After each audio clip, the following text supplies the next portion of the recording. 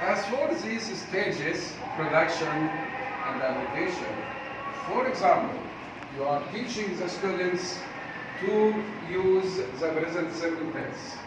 You know that the present simple tense is used for expressing daily routine or for expressing habits.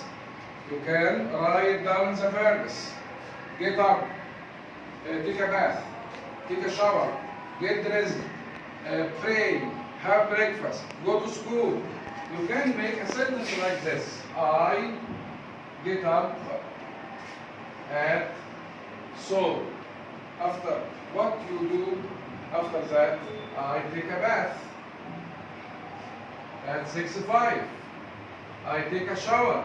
6:10, I get dressed. 6:15, I pray. So you ask the students to write, to speak. Okay? Most of us, while teaching grammar, we are teaching the use and the form. The present simple tense consists of he, she plus s. I, we use a no s. No, this is wrong. Ask the students to make sentences. Okay? If you wanted to change I into he gets up at so. He takes a bath.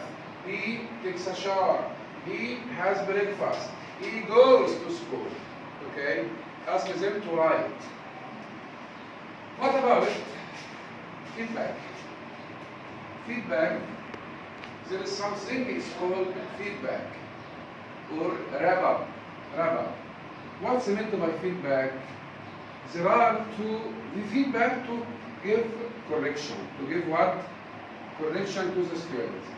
There are two types of feedback. Number one, formative. Number one is formative. Number two is summative. So, how many kinds of feedback do we have? The first one is, the second one is summative. When do we use formative? At the end of each exercise. While observing students, most students make mistakes. Don't overcorrect. Let them speak freely, fluently. But after finishing performing the task, correct the mistakes. For example, the student said, I go to Alexandria. Don't stop him, don't overcorrect. After finishing, say, I went to Alexandria. Because overcorrection make us demotivated. عارفين demotivated؟ يعني يفقد الحماس يعني. And lack of motivation. Most of us, if someone corrects us, we become frustrated. This is feedback, formative.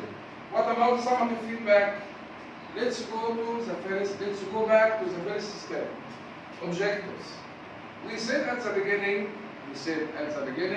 we are asked to, we ask the students to be able to 1, 2, 3, 4. It's supposed that to achieve the objectives. If you don't achieve the objectives, try to facilitate more. Okay? So to sum it up, we have talked today about what's the title of our training session today? Huh? Speak up. Huh? The most very. I'm going to ask you a traditional question. Everyone, if you want to answer, raise your hand. What did you learn today? Who can answer?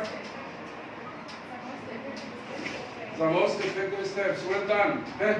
What have you learned? Speak up, please. Okay, let's revise with you. What's the first step of planning a lesson? Objective. Number 2, vocab. Number 3, number 4, 5, 6. How many kinds of practice do we have? 2. Kata, stop playing with your mobile phone, please. Okay. 2. What are they? Control free. Free. What's the fifth step? Production. What's the eighth? Application. Ninth. Feedback. What's the last step? Assignment. Thanks a lot for your participation and we are so thrilled to be with you. We are kindly ask you to exert great efforts to get use or to get benefit from the old-handed teachers. Inshallah, I am going to pay you a visit to make sure that you carried out these steps. Thank you a lot, Mr. Ahmed.